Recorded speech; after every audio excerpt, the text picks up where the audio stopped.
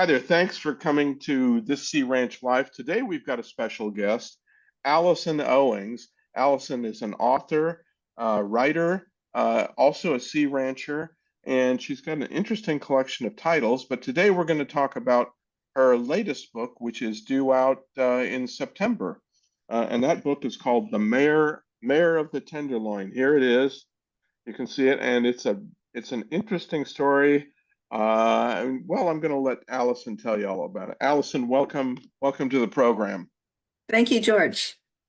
Um, let's dive in a little bit. This is your newest book, Mayor of the Tenderloin, and it's the story of Del Seymour, who was a formerly homeless man who ended up founding an organization called Code Tenderloin to teach homeless folks, addicts, dealers, how to make positive changes in their life.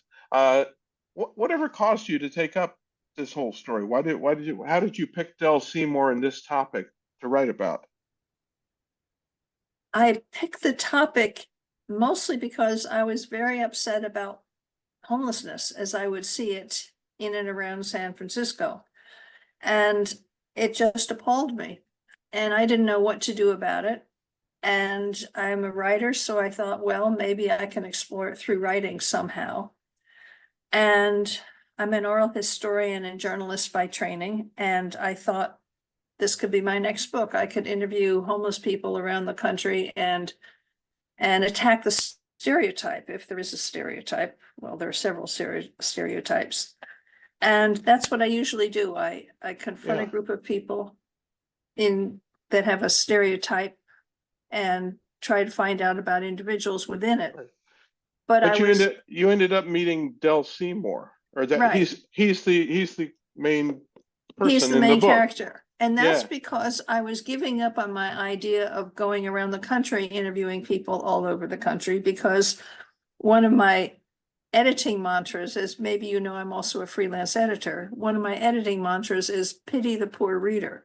And I thought, how many readers want to read one story after the other that has an unhappy ending?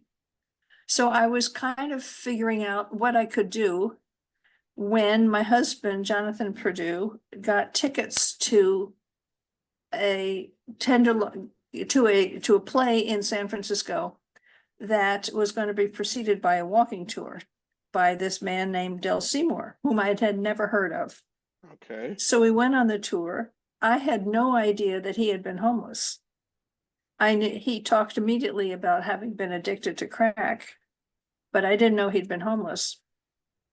And then early on in the tour, and I recount this in my preface, he pointed to a street in the Tenderloin and said, "See over there?" He said, "I could have gotten a degree." No, how did he put it? He said, "I could have gotten a PhD in sidewalks." And that so struck me, this specificity and also the humor and the pathos, and also told me he had been homeless, which I hadn't known, because you can be a crack addict and not be homeless. You can be many addicts and not be homeless. So I started thinking, perhaps I can just focus on one person who had been homeless, rather than going all around the country and finding other people who had been homeless, and not to use Del as an exemplar of a homeless person, but just one person, and see where that took me. So that must have meant that you spent a lot of hours with Del to get his story. I mean, you've got a whole book here with quite a few stories in it. Quite a few. The narrative is quite detailed. Tell me about that. Did you spend just countless hours with him? Did you walk around with him? Did you meet his friends and acquaintances? How did you collect all this information about him? To start with your first question, countless hours. Yes, indeed. I never did count the hours, but so I have no idea how many there were. And I recorded every interview I had with him. So I presumably could find out a close number of hours, at least, of how many I formally interviewed him. But I also interviewed him informally. or just hung out with him informally, going to various events and meetings and so forth. And that led to him introducing me to some of his friends. And that led to other friends. And then at some point I decided, well, I want to broaden this just a little bit beyond one person. So I talked to a friend who is an editing client of mine, actually, who is also a psychiatrist, who introduced me to a psychiatrist student of hers who works in the Tenderloin and advises people who are Ah, homeless. okay. Okay. So I interviewed her, and then she told me about a psychiatric social worker who might interest me. So I interviewed him, Uh-huh. and so it went. But I think the most maybe the most unusual interview was with Dell's former crack dealer. Oh boy. Okay. And you actually you interviewed him. You were I there interviewed him. I sat you in were his there face to car. face. I Yeah. sat with him in his car, and he told me about his life and why he went into dealing crack and so forth. And yeah, that was pretty interesting. Weren't you a little bit freaked out? Here you are sitting in his car, and you know he's a crack dealer, and presumably the police know who he is also, or and the other people living on the street. Weren't you kind of wasn't there a little trepidation on your No, part? no. No, really? For one thing, it was daylight. We were in the Okay. Tenderloin. Um, and Dell had introduced me to him, so he was vetted in a way, and Ah, he's okay. also not a user himself. I really had no fear, and I bought him a cup of tea. He likes green tea, and we just sat and chatted. And there's something about him that's very refreshing and almost naive. In the book, I refer to him referring to himself more or less as the Ferdinand the Bull of crack dealers, just trying to keep a low profile. And he said the police did know about him, but they thought, well, he wasn't doing that much damage, so they left him alone. That's what he said Wow. anyway. Wow. Well, that would seems like that'd be kind of a brave step just to, but your point that Dell was introducing you to people, and so you had a little credibility because of him, Yeah, presumably. Yeah, yeah, yeah, yeah, and vice versa. Yeah. yeah. Right, right, right. So there was you developed a degree of trust. He trusted you, you trusted him. Mhm. Yeah. But how long did you spend writing the book? I think Hints. I'm going to start saying with Dell, because we start our so-called tour Yeah. next month, that we started this in the Hoover administration. Okay. It was quite a while. My first interview with Dell was in December of 2015. Wow. Okay. Okay. It took a long time. It took a long time. Yeah, absolutely. Yeah. And wow, that's incredible. That is yeah, so we're talking, and here we are, publication, so 9 years later.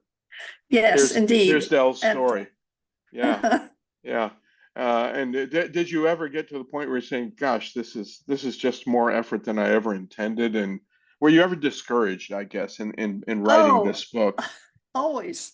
Always, I okay. think I've been discouraged with every book of mine. I always thought they would take 1 or 2 years, and they've all taken at least 7.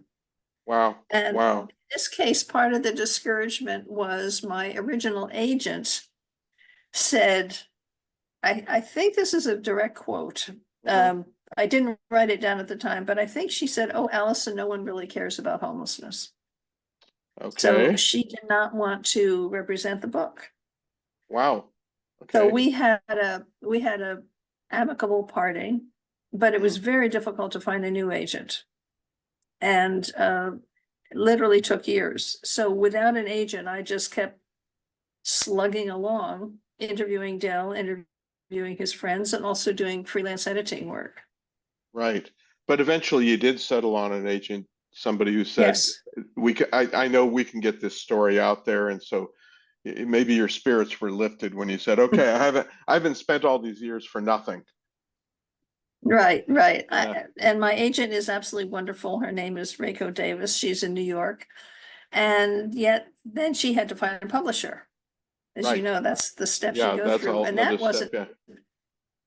that wasn't all that easy either. But Yeah. now I have a wonderful publisher, Beacon Press of Boston, and they've been just tremendous. It's my first Fantastic. non-university press publisher. Wonderful. Um, Tell me, let's dive into the book just a bit, if we can. There's a lot. There's a lot of narrative in this book. There's quite a few stories, really. Mhm. So, and I don't want to spoil anything for the readers. That you know, um, obviously we have a little bit. Dell comes out of homelessness, and I guess you could say gets his life considerably more on track. But I don't want to spoil any other great endings. But what were some of the most interesting episodes that you learned about him, or maybe another way to think of it? What did you learn or hear about that you weren't expecting? What surprised you? I would say virtually all of his stories surprised me, simply in a way that I wasn't surprised because they were so surprising. He just is quite a storyteller, and he's been through an awful lot. Hmm. And some of the anecdotes in his life are are all but unbelievable, except that I did and do believe them. In Yeah. fact, one of the most outrageous stories, in a way, had to do with his, while he was a crack dealer himself, as well as being addicted. He left his home then in Oakland to get some money from one of his customers. And instead of doing that, went on the BART in the other direction and ended up in Santa Cruz with no reason why he was doing that at all. Wow. And and he thought some spirit was taking him there. And he met up with a white guy who was a mover. He worked for Atlas Moving, and he hired Dell. And Dell started working with him and got clean from crack, at least for a while. And it was just an extraordinary story in many, many ways. And it was almost too hard to believe. But I asked Dell about whether I could get in touch with anyone involved. I didn't Yeah. want to say I don't quite believe you, but Right. Yeah. it was extraordinary. And he put me in touch with the wife of this man. The man has since died, the wife of the man who had the moving company. And I called her up and I interviewed her. And essentially she said, yes, that's just what happened. And Wow. he became baptized at this mega church in Santa Cruz, or near Santa Cruz. Hmm. And he was exactly what she said. If she did not know the not so great ending to his story. So I Okay. think she'll find it out when she reads the book. But it was There just you go. one example of every time I try to find proof of what he was telling me. And this book is not fact checked. It's an oral history. It's not a Right. biography. Right. Uh, but everyone said, yeah, that's what happened. Wow. Tell me about this one episode that kind of caught my fancy. Oh, he met a man named Walker Hughes, and there was an episode involving a new suit of clothes. Mhm. That seems that's I felt was sort of a maybe a turning point for Dale. Tell me about that whole incident, that Yeah. episode. And actually, this is a story that also has two viewpoints, because Dell told the story. And then he introduced me to the man, Walter Hughes, and Walter Okay. told the story from his point of view, which is virtually the same. Um, Dell was hanging out in Bodeker Park in the Tenderloin, Hmm. and and a church group came by, the San Francisco Christian Center Okay. church group, and was trying to help people out and also give away some nice clothing. And Dell, although pretty tattery at that time, appreciated a good suit. And Walter gave him one. It turned out to be Dell's size. And Dell thought, oh, these are marks. I can get more from them. So Mm. he accepted Walter's invitation to go to church the next day. And tells a very moving story of Walter really tells it even more movingly, of standing up in front of the altar to get prayers, as he put it. And he feels his head on his shoulder, and these tears are just coming down from this person's face, and he turns and it's Dell. And Dell was so moved by the sermon and the spirit of forgiveness that he just broke down, and he completely, more or less, forgot that he had been there to try to get more out of this church. But he said, instead of getting more material things, he said, I got a new life. Wow. So it was a turning point for It him. I was mean, indeed a turning yeah, point. it was Yes, sort of you're right. maybe a Damascus conversion sort of incident where he changed. And did that prove to be did he continue to move on in a positive way after that, or Yes, he did? Okay. yes. He had, because then Walter, who's a financial advisor, would meet Dell in the Tenderloin, and they'd sit on a park bench and have lunch. Mhm. And gradually, and got to know Dell, and gradually Dell trusted him more and more. And Walter, among others, helped Dell see a way out of his addiction. Wow. Amazing. Chapter 33 in the book, and one thing I do like about your book is that all the chapters are brief, which lends itself to you can read it for short period. If you only have 15 minutes to read at a moment, Mm. you can read a chapter or maybe two, and depending on the length, but they're digestible sized chapters, which That's which good. which is I don't know. I kind of like that because then if you have to stop in the middle of a real lengthy chapter and you come back to it in a day or two, I find that you've kind of lost your train of thought. But these are nice bite-sized chapters, and you can read the whole thing in the whole book in maybe a couple of days. In a long sitting, you could read the whole book a couple of days for sure, or you can read it 15 minutes a day and kind of stretch it out and read a couple chapters. Anyway, I think it's very, I guess, neatly packaged, I guess, in that way. Oh, But thank you. My but editor would yeah, be happy to hear yeah. that. But chapter 33, that sounds Uh-huh. like a lot of chapters. That's why I'm explaining this, because the chapters aren't that lengthy. Chapter 33, Dell talks about, at least in his opinion, how to stop homelessness. Tell us about that, and what you came to understand, or what Dell was trying to convey, or his his belief system maybe. Dell is very big on giving second chances and third chances and fourth chances. And he's also very big on giving people opportunities to get out of homelessness. In his view, at least as I've come to understand it, getting out of homelessness does not necessarily mean giving somebody a free apartment. Mm, okay. And he said, because people are homeless for a number of reasons. Sometimes they're homeless simply because their rents went up. He talks Okay. about what he calls greedy ass landlords. Okay. And sometimes it could be a divorce, it could be a death, something could happen, excuse me, that makes people lose their source of income. But they're otherwise together mentally in Okay. terms of addiction too. But when people are homeless because they have psychiatric problems or are addicted, Mhm. he thinks those people need a lot more than just a place to stay. They really need services.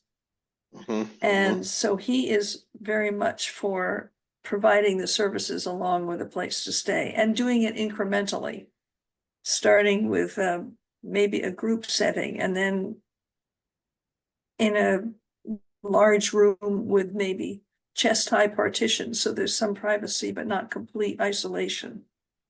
And then figuring it out step by step by step and getting these people's needs addressed, and not just thinking that there's a one type of solution for everybody. In other words, there's no silver bullet uh, for No, homelessness. Yeah. he thinks for some people, um, and also the psychiatric social worker I interviewed said the same thing. Some people, all they need is a rent subsidy and Mhm. Mhm. things would be fine. But some people need a lot more than that. When I'm in San Francisco and I see someone just pounding the air, crossing the street, screaming, I know whether this person is homeless or not. He, it's most often a he, needs a lot more, needs Right. medical attention. And the other thing that's, one thing in the book that surprised me that Dell said, but it's true, is that there are people who work full-time and are homeless. Explain that. Well, he was talking about a security guard that he saw going into a church shelter not too long ago. And he was well dressed in his security guard outfit. He had a backpack and he was going in to spend the night because clearly he didn't earn enough as a security guard to have an apartment. Wow. Okay. There are a So lot that, of there are people who live in their cars who also have full-time jobs. right, right. But they're unhoused. They're They're, unhoused, yes. yeah, they're just, oh, wow. Wow. So Dell's, maybe if I rephrase it, it sounds like he's saying homelessness is a very much of a one-on-one thing, and there's a lot of incremental steps involved. I think I recall him saying, just some really simple act of kindness might be a That's might be a step. It doesn't solve all the problems, but it's a series of a series of steps or actions that over time build up. But it's not like you can just push a button and suddenly the person's not homeless and not addicted, and his right. psychiatric problems are all solved. Right. Well, in some cases, I mean, what he says about individuals helping is just to, if you see a homeless person, a person you assume is homeless, because they're not necessarily homeless, even though they're hanging out on the street, Right. show a little compassion, Mhm. show a little acknowledgement that this is a human being, even if all you do is say good morning. Yeah. Or even if all you do is offer a cup of coffee or something. He said, sometimes people just need a reassurance that they're human beings. Mm.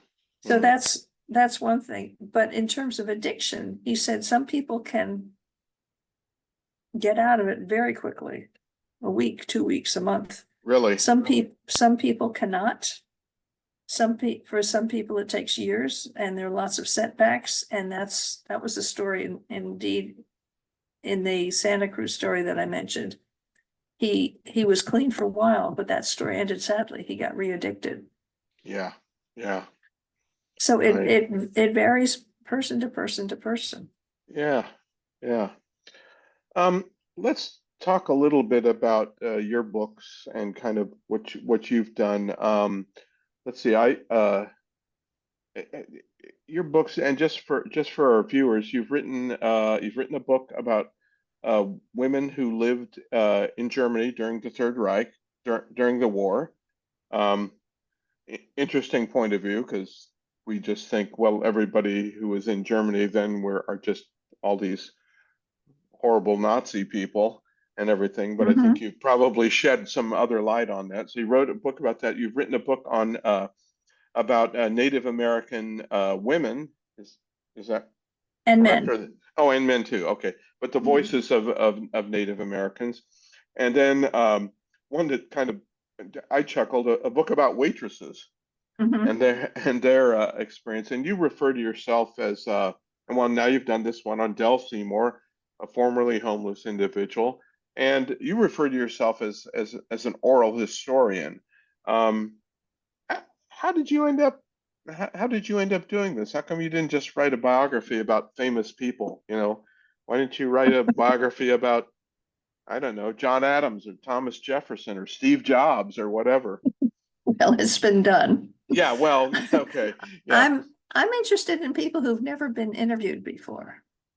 I'm okay, interested, I call them my interview virgins sometimes. interesting. I'm just not interested in celebrities, and I'm not a historian. I'm not a trained historian. So fact checking is a skill in itself that I don't Yeah, have. And an right. oral historian in a way, it lets me off the hook. I can say accurately, well, this is what he said or she Right. said. Right. And maybe it's true, maybe it's not true. I don't always know. At some point, I intercede or not to try to figure out if somebody's telling me the truth or not. That especially happened with my book, Frauen, German Women Recall the Third Reich. If a woman would say to me, oh, Hitler had no idea what was going on in the concentration camps, I would just leave that because Yeah. that's absurd. But if she said, my husband told me that we're going to lose this war in Russia, well, I don't know if he told her or not. I mean, it was Right. a defeatist and treasonous to say that in public at least. Yeah. So I wrote a whole little essay in the book about what I checked out in terms of truth or not. Gotcha. Okay. And I didn't, that wasn't as necessary with the other books. I mean, Right. waitress stories varied enormously. But this is the story she told, so this is the story that the reader Right. gets, edited, Right. of course. Right.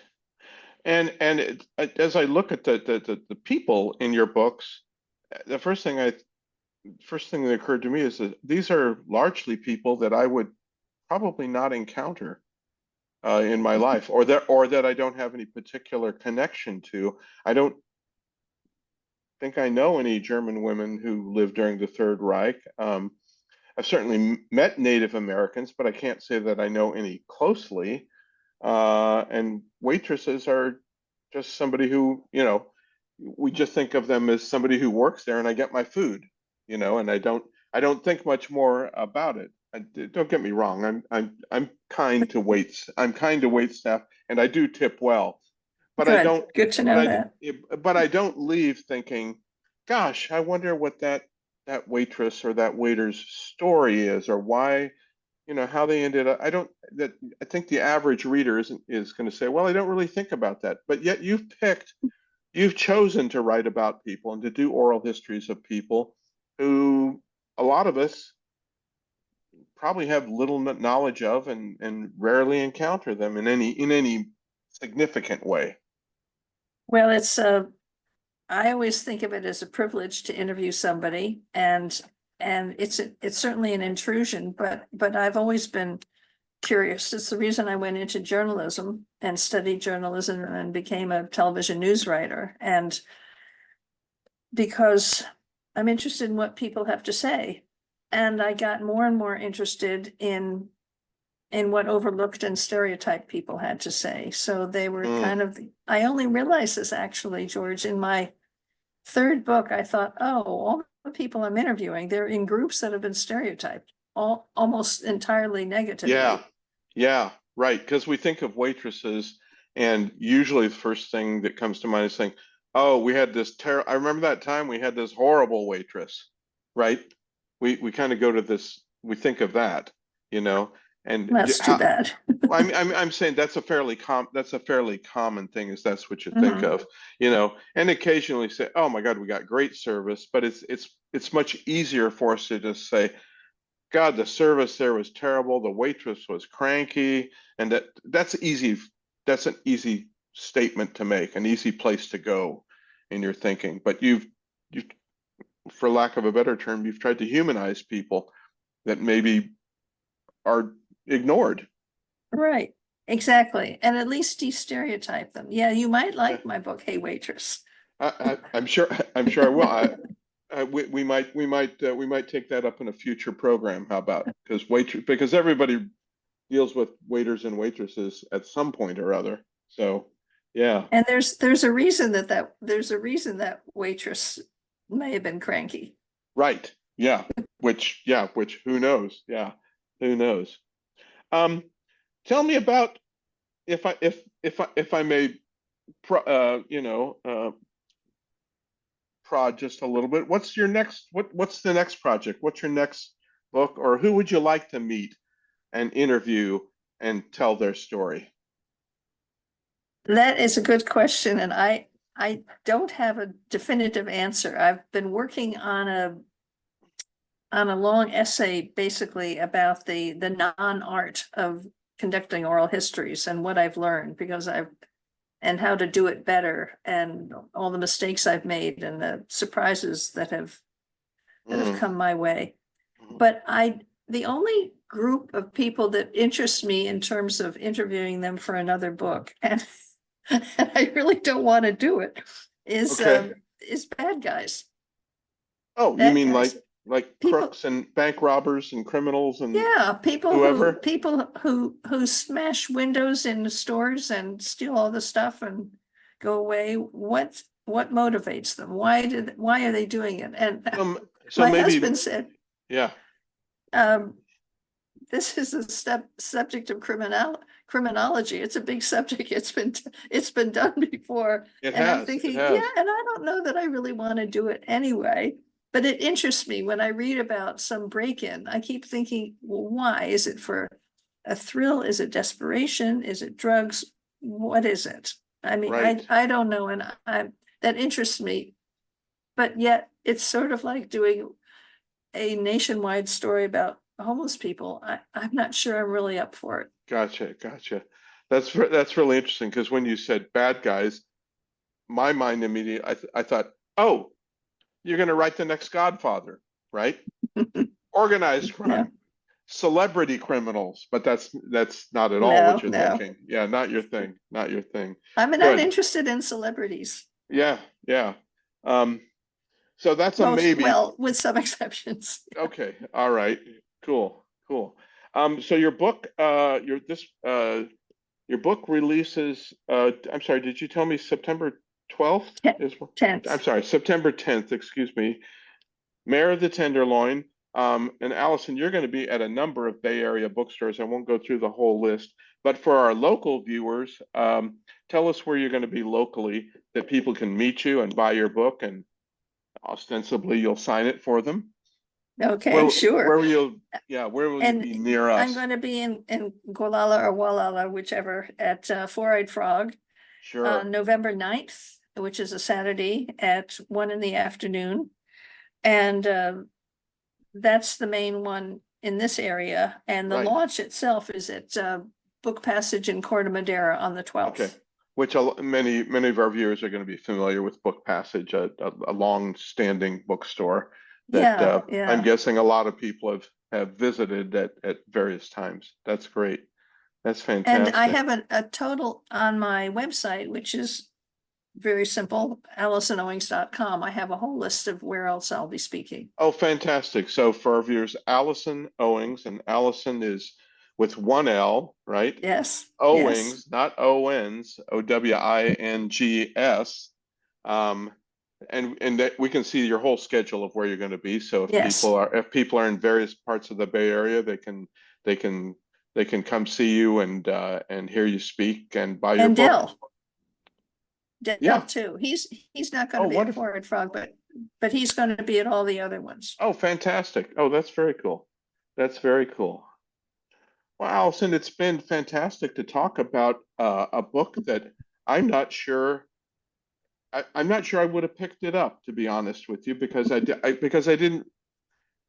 really didn't understand your approach as an oral historian. This is a narrative, is what it is, and it's not a history book. It's not a You're not a psychiatrist. You're not dealing. You're telling a story of one person and his life, which happens to be how he moved from homelessness into a much more positive lifestyle, And which is is a great story. has been helping thousands and thousands of people get Other trained to people get straight jobs. do Yeah. that too. Yeah, fantastic.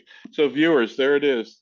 The Mayor of the Tenderloin, Beacon Press is the author, and Allison will be locally here at the Four-Eyed Frog. Go to her website to see all her other locations. Allison, it's been great to talk with you and Thank you, George. hear about it.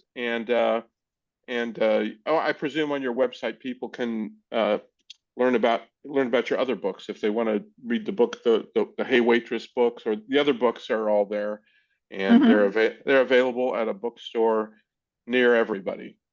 So go for it. They Again, can be ordered. Yes. you betcha. Thanks so much, Allison. I appreciate you taking the time. Thank you, George. I enjoyed it.